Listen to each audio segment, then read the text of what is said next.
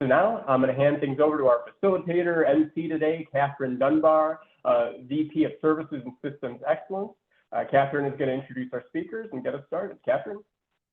I am. Thank you, Seth, and welcome everybody to today's webinar. I'm really looking forward to hearing the conversations we're going to be having. In just a second, we'll get started. Just wanted to make sure that, for those of you who are not familiar with CQL, just to chat for a second about our mission vision. And our vision is a world of dignity, opportunity, and community for all people. Our mission is that we are dedicated to the definition, measurement, and improvement of personal quality of life. I could talk all day about those two things, but you're not here for that. So let's get started with the introductions. So today we have several people joining us, and thank you so much to all of our panelists for sharing your expertise and for sharing it with all of our listeners today. It's really, really appreciated. So today we're going to hear from some people from the Religion and Spirituality Network from AAIDD. And we're going to be hearing from Tammy Besser, who is the clinical supervisor for JCFS Chicago. We're also going to be hearing from Sharon Cortraire, who is the executive director for STARS Family Services, also in the Chicago area. We also have a subject matter expert with us today, Michelle Johnson, and really looking forward to hearing from subject matter experts today. We also have some people from Camp Hill, Ontario joining us. We have Tashi, is what she prefers to be called. We have, who is a direct support staff. We have Alan Kuhn, who's also a direct support staff. And we have Alita Sellen, who is another subject matter expert. So those are the introductions, and let's go ahead and get started with our first group of experts. Over to you, Tammy and Sharon. Thank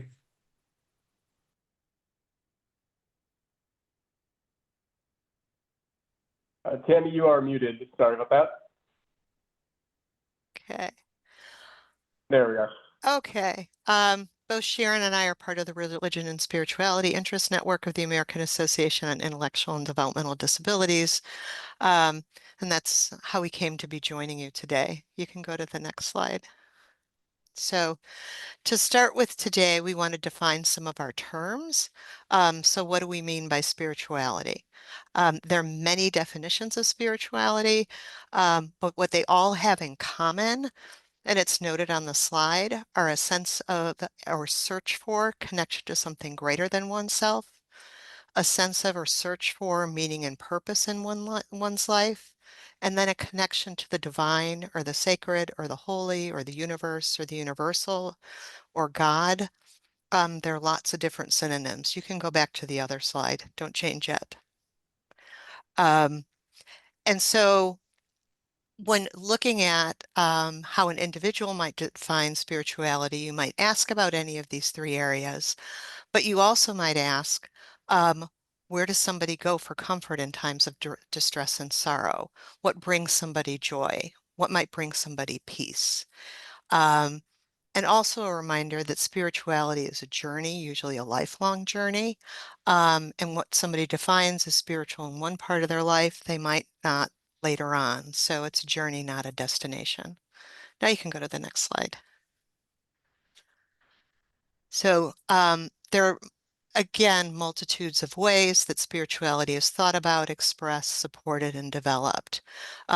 Two large areas where we might look at this is traditional practices and non-traditional practices, and there's a lot of gray in between there.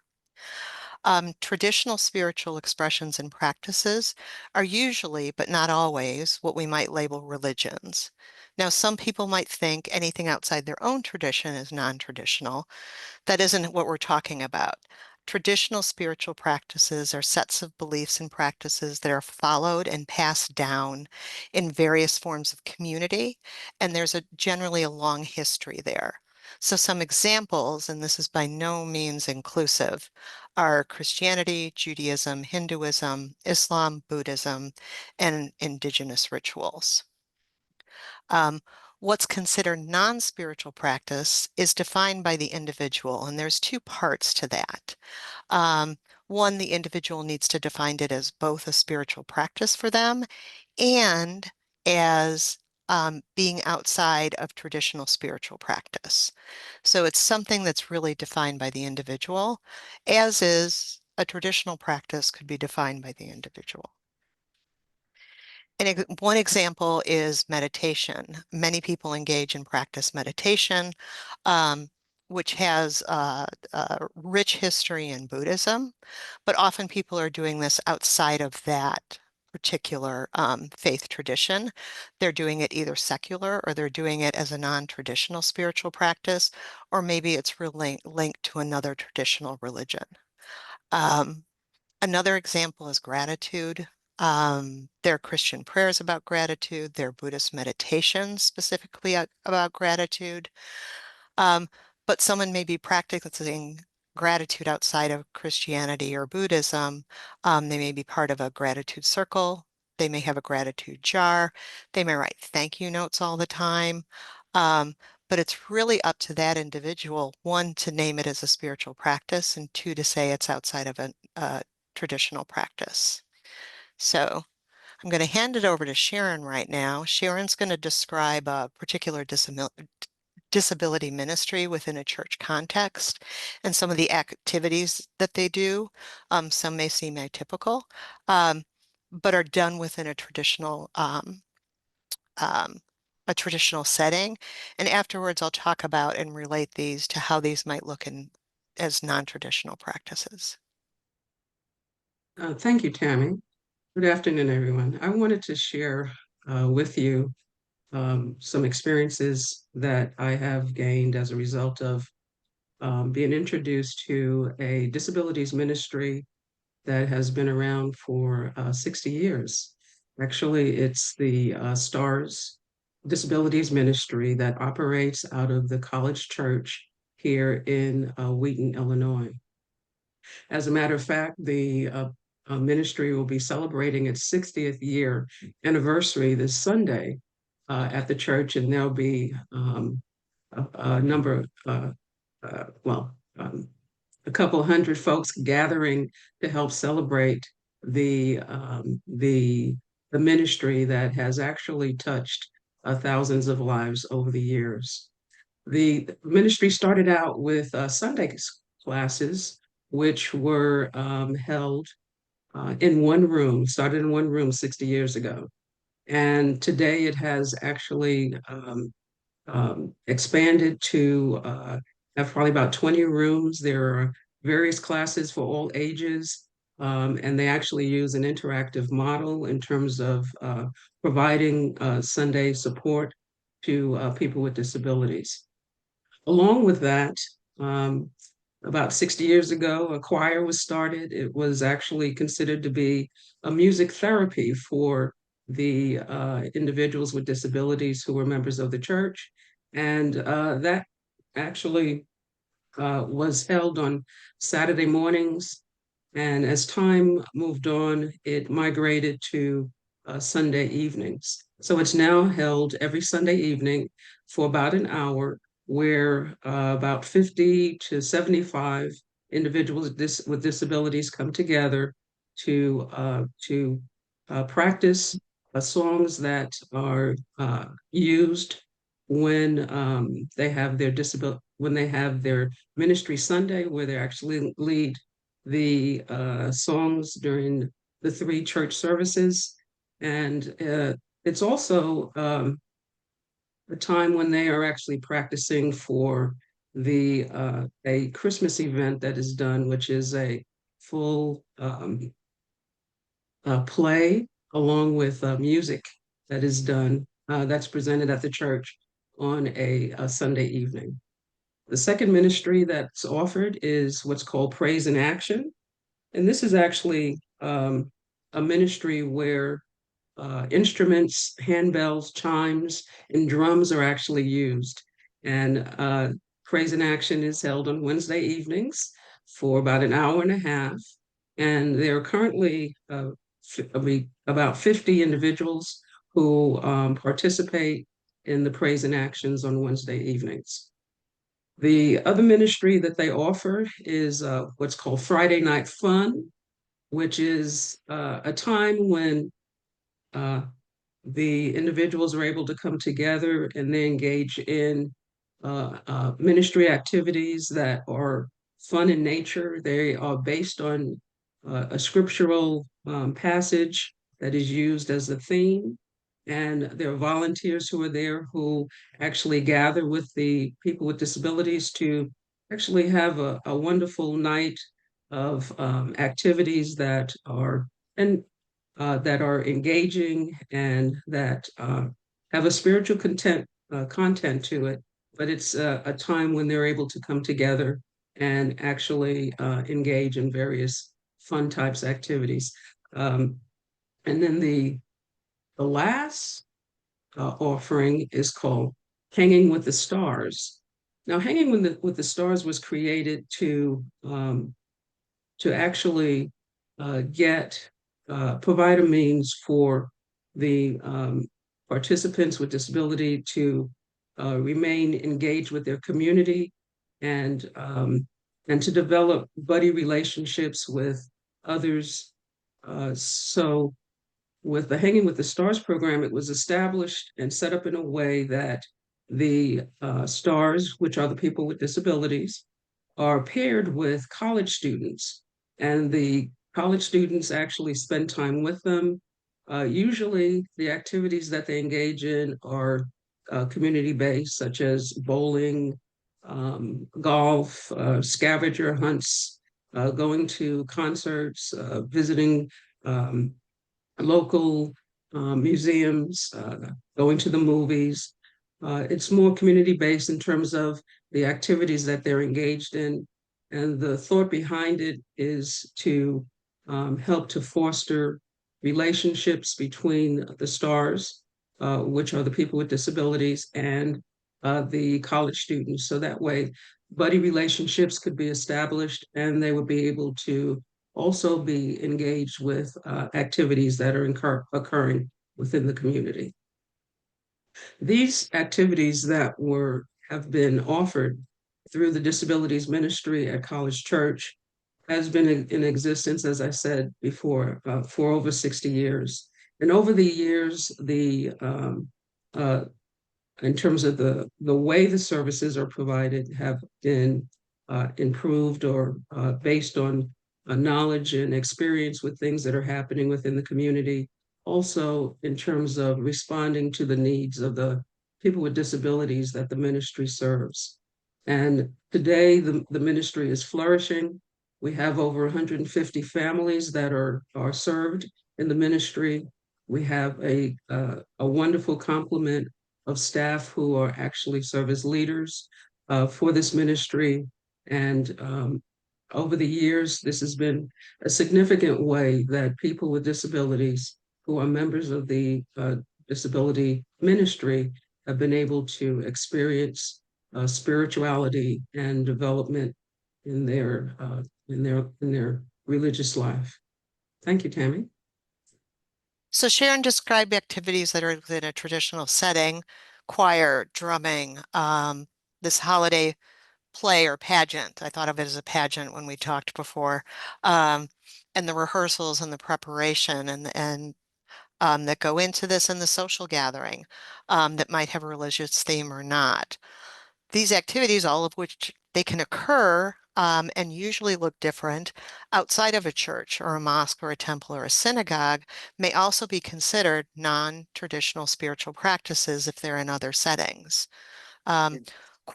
Choir and engagement with music, be it singing with a choir, a band, solo, playing instruments, be it alone in a band, an orchestra, being part of drumming circles, being part of song circles, any of these in performance, or even listening to music and listening to particular music may be a spiritual practice or a spiritual experience for people.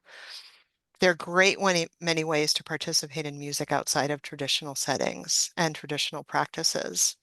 And often people will say, especially those who are participating in making music with others, that they do feel connected to something larger than oneself. And often that music is part of having a connection to the divine. Sharon also mentioned the pageant rehearsal and preparation, as well as the performance. There are many opportunities for people to participate in storytelling or improv, dance, drama, video creation. And in both the preparation or the actual performance, people might describe this as a spiritual practice or part of a spiritual expression. I also want to mention in there the creative arts, painting, drawing, photography, sculpture, ceramics, animation, as well as any of the crafts. Anything we think of that might be involved with creation, be it knitting, crocheting, sewing, cooking, might be considered a spiritual practice for somebody. Time in nature is frequently mentioned as a place where people feel a connection to something greater than themselves and a connection to the divine. This includes a walk in the woods or in the desert or along a beach or swimming in the ocean or floating in the ocean, stargazing, fishing, gardening, having your hands in the soil, bird watching, forest bathing. All of these someone might define as a spiritual practice. And people often define the setting, a mountain, a beach, a forest, as a sacred place or as a sacred space for them. Time in nature is often connected to physical and mental health, and it seems spiritual health should probably be included there. Other practices might be personal practices or done in community, things like yoga or meditation, Tai Chi. Some people describe sports that they're involved in, be it running or archery or fencing. Team sports are sometimes described as being connected to something larger than you are. And for some people, it is a spiritual activity, non-traditional, but it could also be for physical or mental health. As we said before, the individual defines this. Service activities are also areas where people find purpose and meaning. And this is everything from serving meals, cooking for people, helping with forest restoration, neighborhood cleanups, coaching, tutoring. Often people find where there's something where they're giving in a relationship, that's a spiritual practice. There are different communal activities. There are solstice and equinox celebrations. Some people might find the celebration that they have rituals around some of the secular holidays, like the 4th of July, that I just got a notice on my computer that I need to update it. So that was my pause. That was in front of me as I was talking. But any of these activities can also be combined together and often are, such as you're practicing with a choir that then performs at a shelter or nursing home, or you're growing food in a garden that is then given to a food redistribution group. Many practices can be defined and linked together. And I'll just end with again, spirituality is really defined by the individual. And I'm looking forward to hearing from Michelle.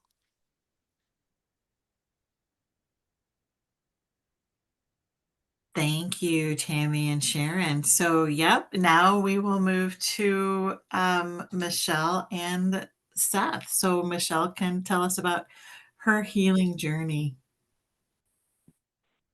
Excellent. And I think that the AAIDD presentation and information is really helpful. It's a good kind of segue transition into a conversation with Michelle. So Michelle, thank you so much.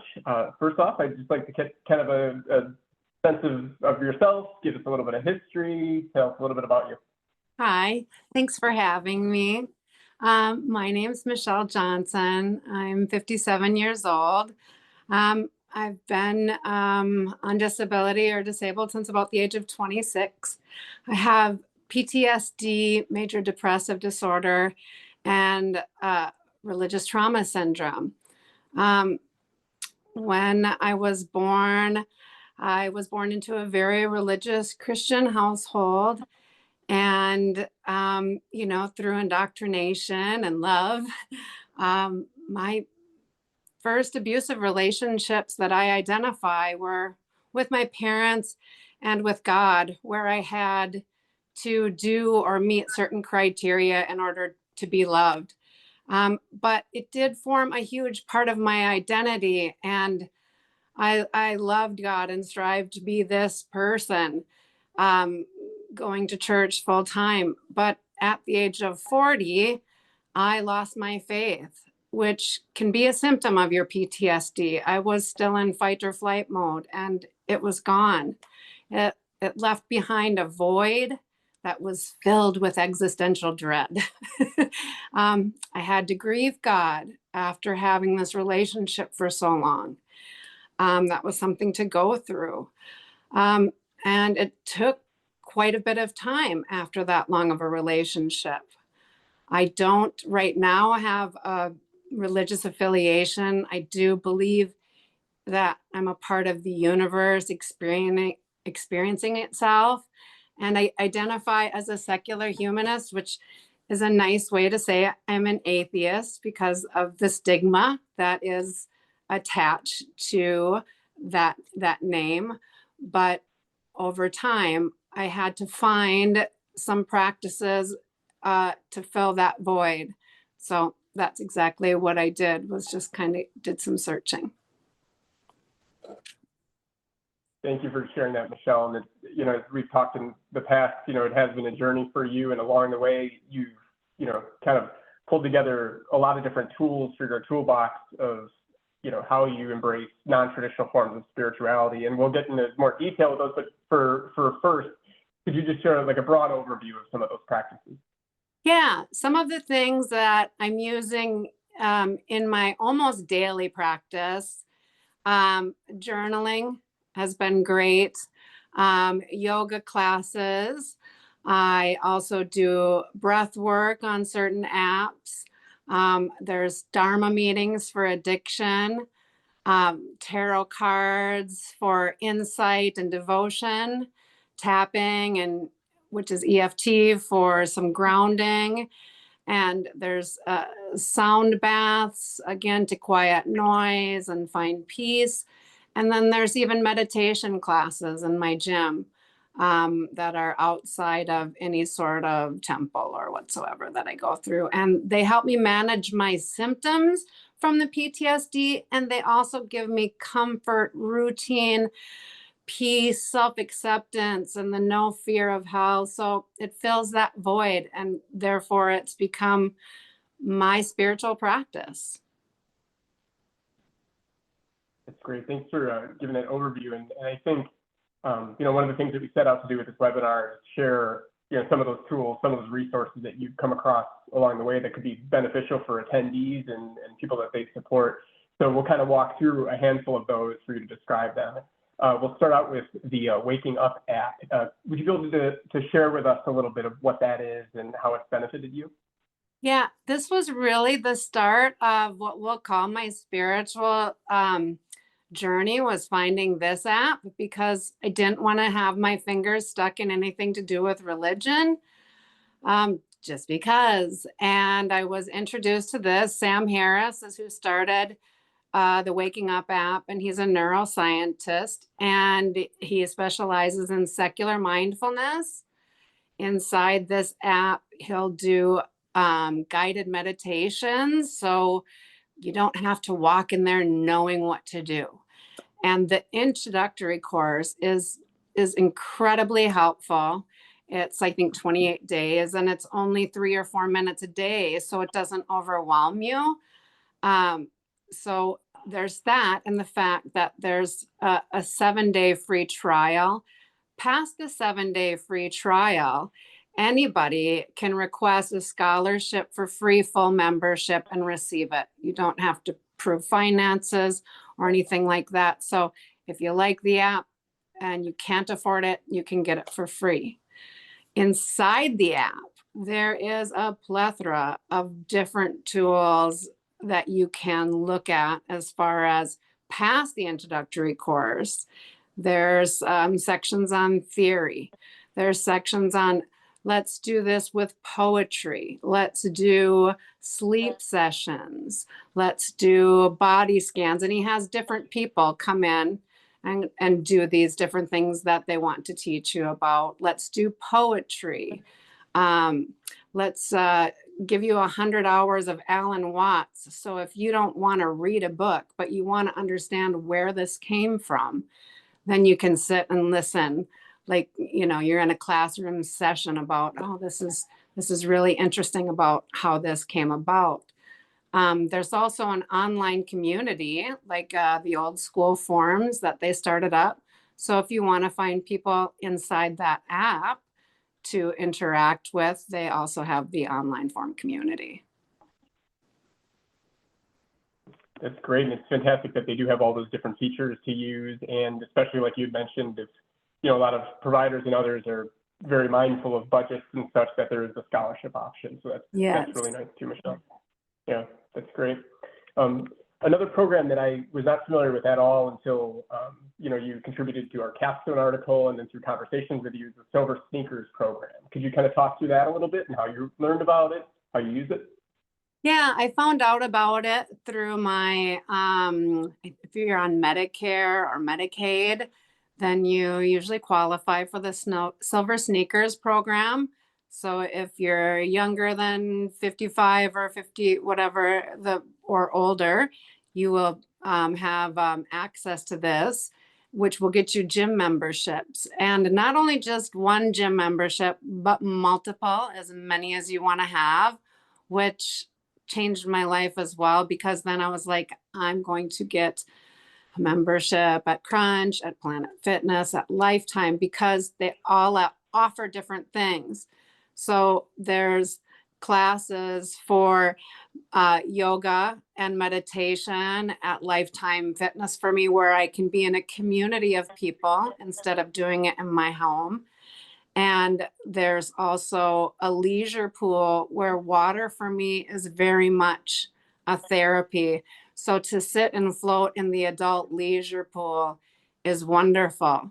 Afterwards, maybe I'll want a hydro massage. So instead that day I go to Crunch. For me, pampering is just as important as working out and getting my body movement. But breathing through movement in yoga was very empowering way to use the breath and the body, and it helps release trauma that's stored in the body. So I was kind of blown away as I would go with these other people experiencing the same thing as me and still learning with every class that I take. And so I'm constantly looking on my apps to see what the next new class is in each of my gyms to go and take part. It's just wonderful to have this at my disposal and have that community there waiting for me, wanting to do the same things. It sounds like a really good program, especially that they have such a wide variety of different offerings and things you could take advantage of. That I could see how that could be really helpful for well-being and sense of self. It's great. Yes. Journaling, I'd say, is something that for me, it's something I've always been really interested in, but I've never really known how to get started and really what is all involved. Could you kind of talk through your experiences with journaling and how that's helped your spirituality? Yeah, I mean, I've been in therapy pretty much my whole life, and everyone's always like, journal, you need to journal, you need to journal. You're like, I can't journal. Where do you start? That's the thing. There's no right or wrong way to journal. And there's no right or wrong place to start. And for me, there's spelling and there's typos. And the first thing that I did when I started journaling is I was in a bad place and I needed to just write down all the negatives so I could stop thinking about it. I didn't want validation from other people. I just wanted to put down my feelings in a book. And nobody has to judge them and nobody has to hear them or be hurt by them, which managed my intrusive thoughts and gave me better sleep. And then journaling evolves. You know, journaling is me also checking in with myself, saying how good my sleep was. Am I having a good day? Is this person that I've had an interaction with been going good or consistently, or has it not? Because my memory isn't the best sometimes, but it's a wonderful tool for that as well. There's dream journaling, which I'm looking into, where people journal their dreams, and they've said it's amazing and something to look back upon.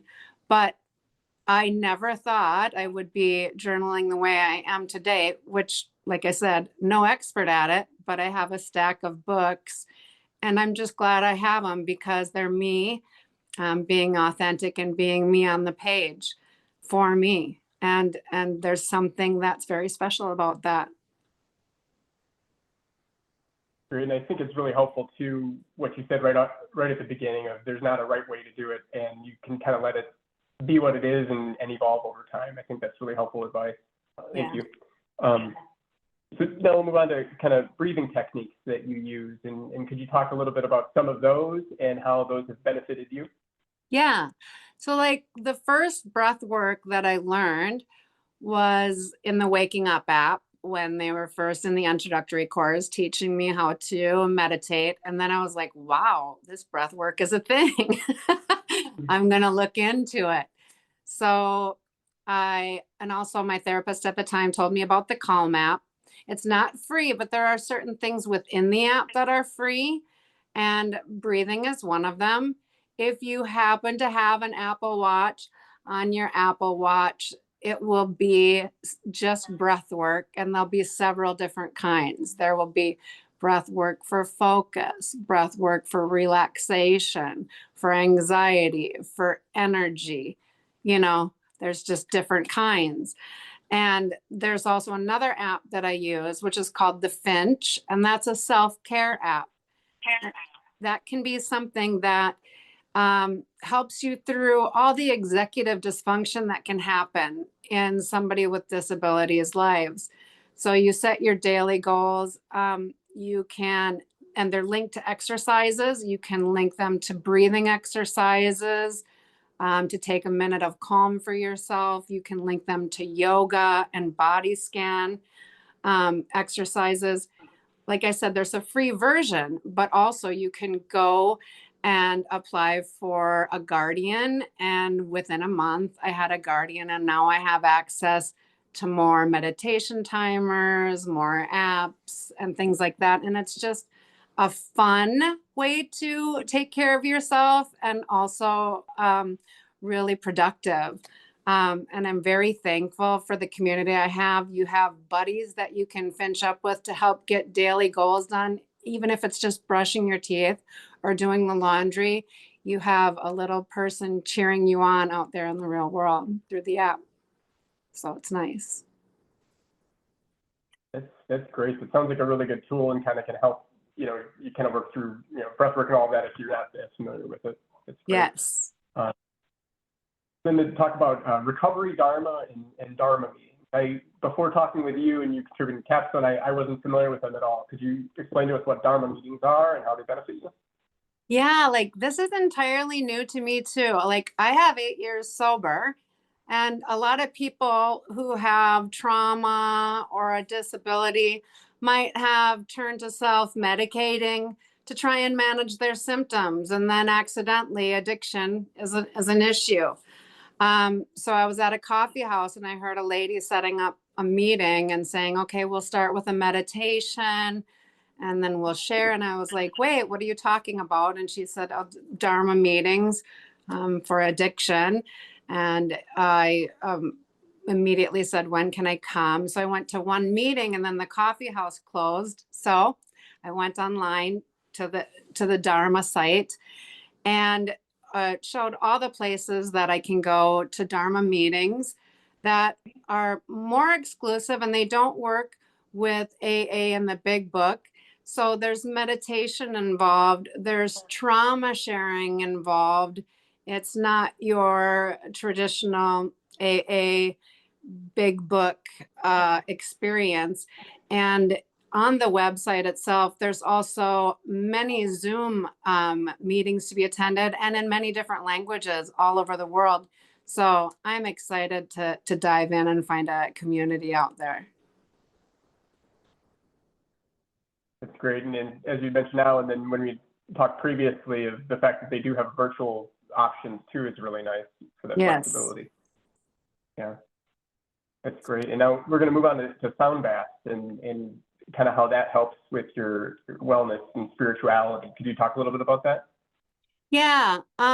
You know, as was mentioned earlier, how music can be so important and bring people together, and just the power of it.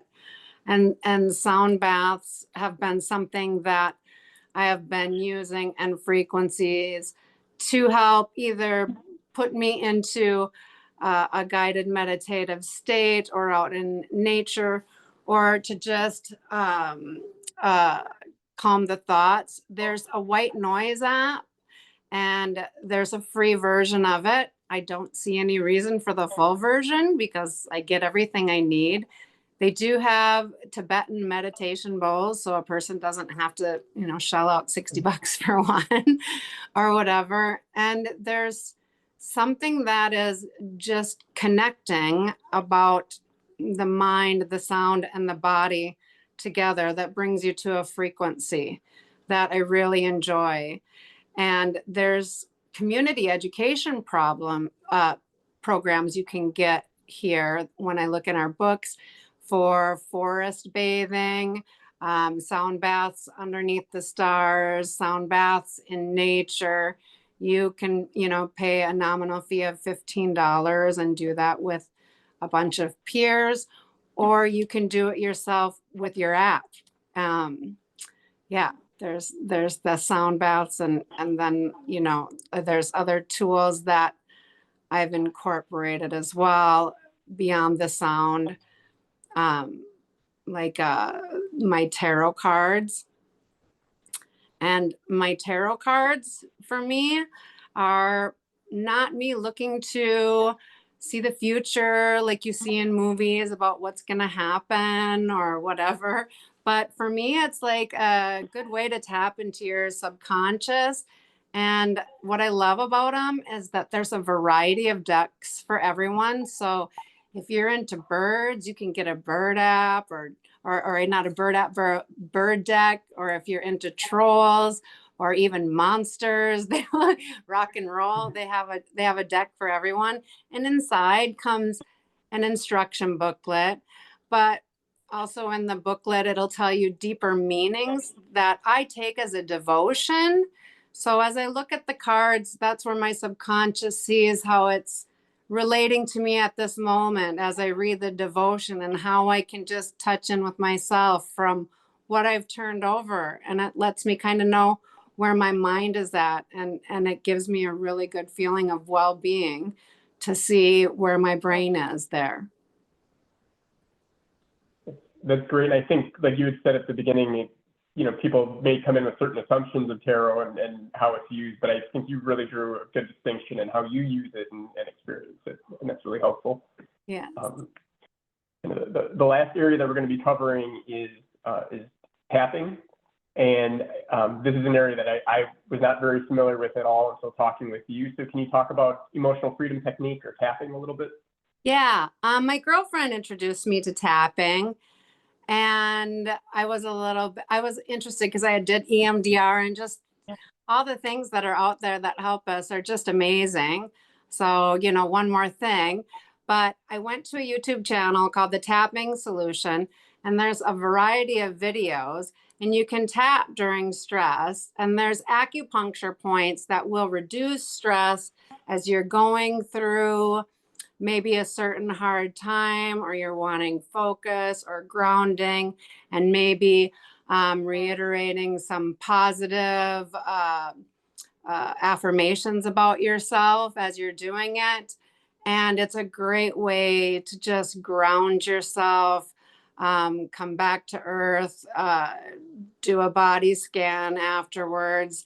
And again, looking forward to doing more tapping, but I've just right now been sticking with the Tapping Solution on YouTube, but it's everywhere on the YouTube. Of course, everything is.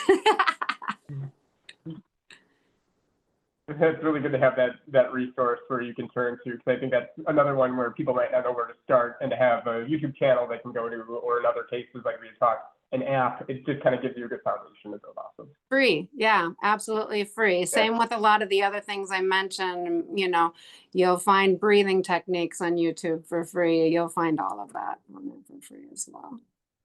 So these were just things that I've pieced together that help my emotional, mental, and spiritual well-being and make me feel connected. And I no longer have existential dread. I no longer fear death or fear God or the lack of God in my life. In fact, I feel very connected to the universe as a whole. And I feel very lucky to have stumbled across these tools that bring me peace. Well, thank you, Michelle, really, for sharing your story and sharing all those tools that, you know, our attendees and others can look into and see what's the right fit for them. Thank you so much for sharing all that. We appreciate it. Thank you. Thank you. And now I'll hand things over to Catherine, who is going to introduce folks from Camp Hill. Yes, thanks again, Michelle. That was, I learned a lot through some of the tools that you've been looking at, and I'm glad I don't have to save all those links, Seth, that I'll get those in the video when you share it. So now I'm really looking forward to hearing from our partners at Camp Hill, Tashi, Alita, and Alan. Tell us all about you and what you guys are doing. Okay, hi, my name is Alan, and I've been at the garden at Camp Hill for almost 18 years now. And in our garden, we produce fruits, veggies, and herbs, all biodynamically with a wonderful team, and we share it with all the people that is in and at Camp Hill. Hi, my name is Alita, and I live at Camp Hill. I'm also known as Smiley. I do quilting. I love going to the holiday fairs, and I am happy to be here also. Hi everyone, I'm Tashi. I've been with Camp Hill since 2016. I work in the houses as a direct support professional, supporting people to make meaningful choices for everyday life. Okay, so Camp Hill. Well, Camp Hill was founded by Austrian pediatrician named Karl Koenig. Karl founded a clinic for children with developmental disabilities in Silesia, which is now in Poland. But because Karl was Jewish, he had to flee the Nazis, and in 1938 he fled to the UK. There, with the help of his friends, he founded a community school for children with developmental disabilities in Scotland on a country estate that was donated to them, and the estate was called Camp Hill. As the children grew up, Camp Hill village communities began to pop up all around the UK. And now there are over 120 Camp Hills worldwide, almost on every continent. Our Camp Hill in Ontario was founded in 1986, and we're just 90 kilometers north of Toronto. If you remember, that's where the Blue Jays are from. We support 65 people living, working, and learning together. One of the ways that we bring spiritual content into our lives is together in our study group. There is a group of us who meet every Tuesday evening after work to study some books on spirituality. Recently, we've been learning about some of the ways we can use meditation to help us. Meditation, which we could call inner work, is a great way to help us become the best version of ourselves. We learn how to quiet our minds down and look at things like nature, wonder, and awe. We also learn how not to judge a book by its cover, We learn how to actively listen to what another person is saying so we can truly understand where another person is coming from. We're also learning how to see nature in a more holistic light. I'm not being just stuff, but stuff that is all connected and all connected with us. Basically, we are learning mindfulness. Our study group is made up of people from all different areas at Camp Hill. We all get a chance to read a paragraph or two, and then to get a chance to talk about how we understand what was said. We also get a chance to do what we also get a chance to do watercolor paintings. I love how the different colors come out on paper and how the different colors blend together to make new colors. At our study group, we also talk about new ideas and share things from other books and podcasts. There's usually warm tea and always cakes, cookies, or fruit. Last time there was even some horn tidbits. A great way to meditate and to connect us to the cycle of the natural year is by reading the weekly soul calendar verse. This verse is part of the rhythm of the week at our Camp Hill. Every Monday morning, we hold what we call the Monday morning meeting. At the Monday morning meeting at our community hall, people from all different parts of Camp Hill can come to meet and discuss the past week and discuss the upcoming week ahead. We always start the meeting, which is held in a big circle, by reading the soul calendar verse for the week. And then we sing the festival song that accompanies our next festival. The soul calendar verse is in a little book or on an app that has a different verse for each week of the year. The verses are like poems, but they are not meant to be taken literally, but are meant to create an image or an imagination of what is happening outside in nature and how it is related to what's happening on inside of us. For example, what we're experiencing now in the Northern Hemisphere is that the natural world is starting to go dormant, and annuals die off, the leaves fall, the flowers disappear, frost is freezing everything, and the days are growing darker. So with the help of the verses, we can meditate on the idea of bringing the summer warmth and light into ourselves and into our souls. And as the days grow shorter and darker, we can find that light and warmth within us to help us through the darker and colder months of the year.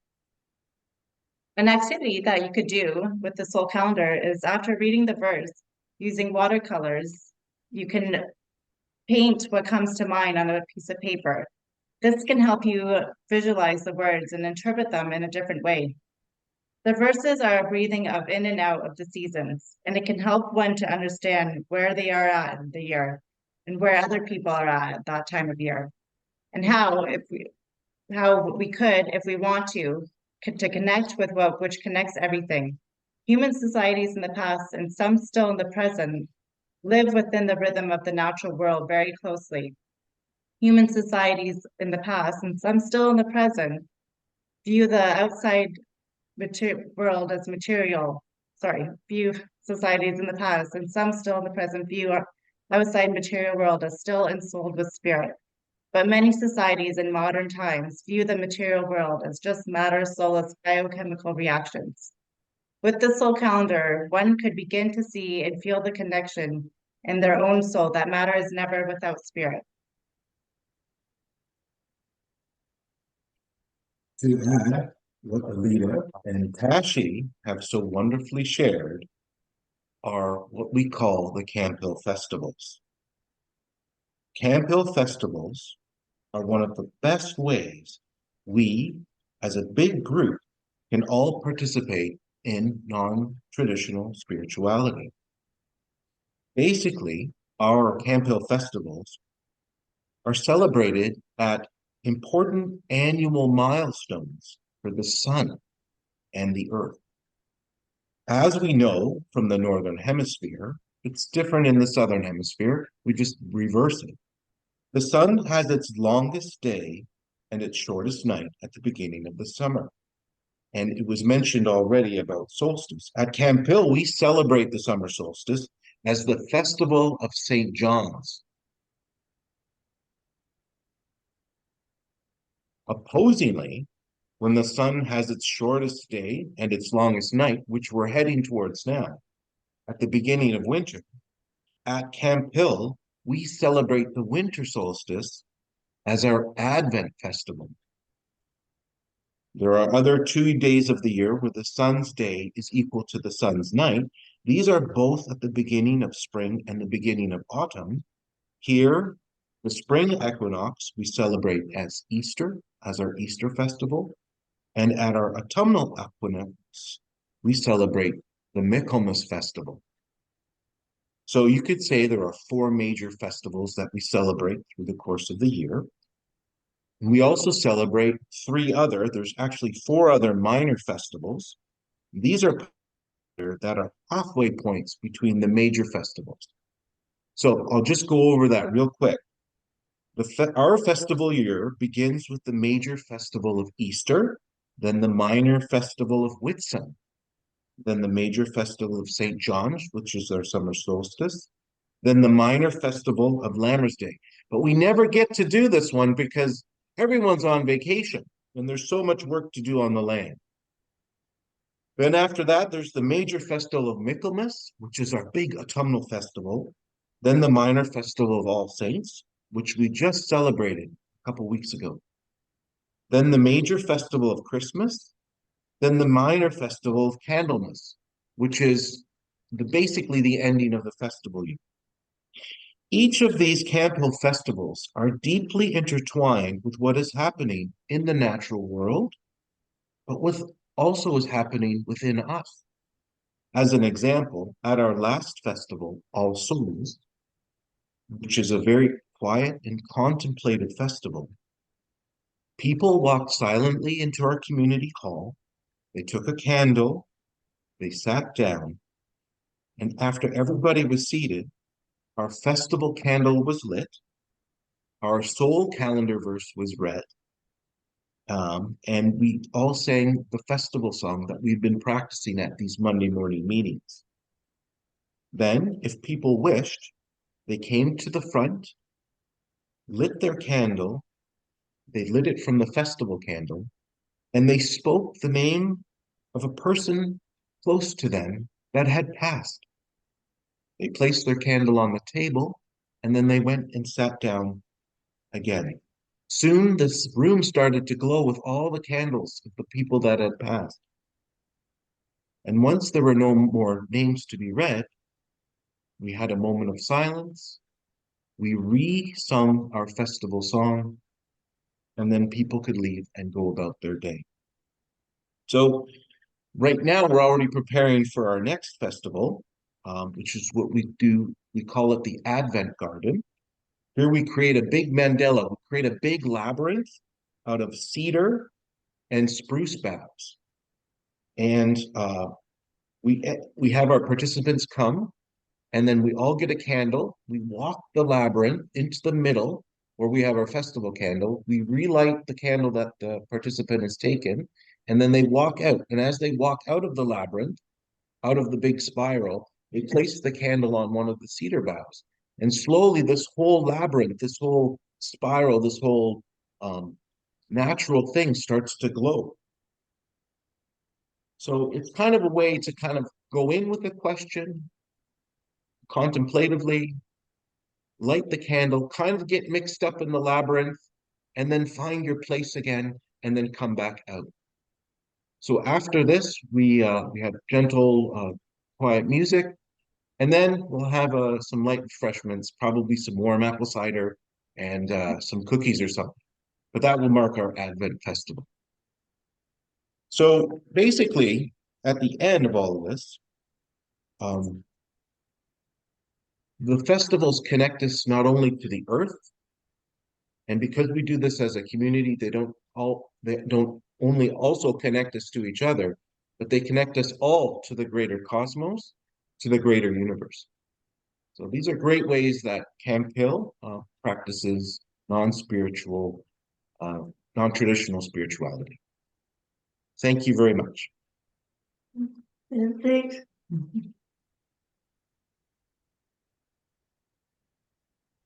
Apologies, I couldn't find my unmute button. So thank you, Tashi, Alita, and Alan, Sharon, Tammy, and Michelle. This has really been very informative to me personally, as I'm sure it has been to everyone listening today. Looks like I'm going to do a little research. I'm certainly going to tell my parents about the Silver Sneakers program, Michelle, since my parents are, in their 70s. My father certainly would be interested in that, but really, really appreciate all your feedback and putting yourselves out there, really, for all of us to learn about different ways to really, get in touch with the spiritual side of yourself and really educate, all of us about the different ways there are to do that. So unless anybody has any questions, again, Seth has said that he will be sending out the recording and the slides from this webinar. I definitely think it's something worth listening to if you weren't able to hear the whole thing or if people weren't able to join. I really can't thank you guys enough for doing this with us today. And I'm looking forward to future connections we can make around spirituality or the other great things that you guys are doing. So thank you, everyone. Thank you. Seth, anything else? Thanks to CQL for actually hosting on this topic. Oh, it was our pleasure, certainly. Yeah, it's important. I'm appreciative. Yes. It's very important. It's very important. That is 100% for sure.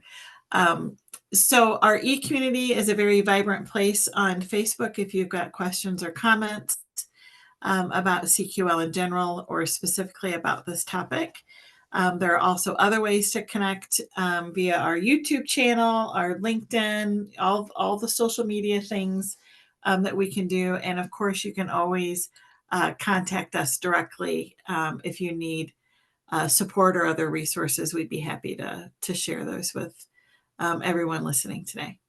So thank you, everyone, and have a great rest of your day. Thanks for Thank spending you. time with Thanks. us. Yeah. Thank you all very much. Bye, everyone. Bye. See Chicago.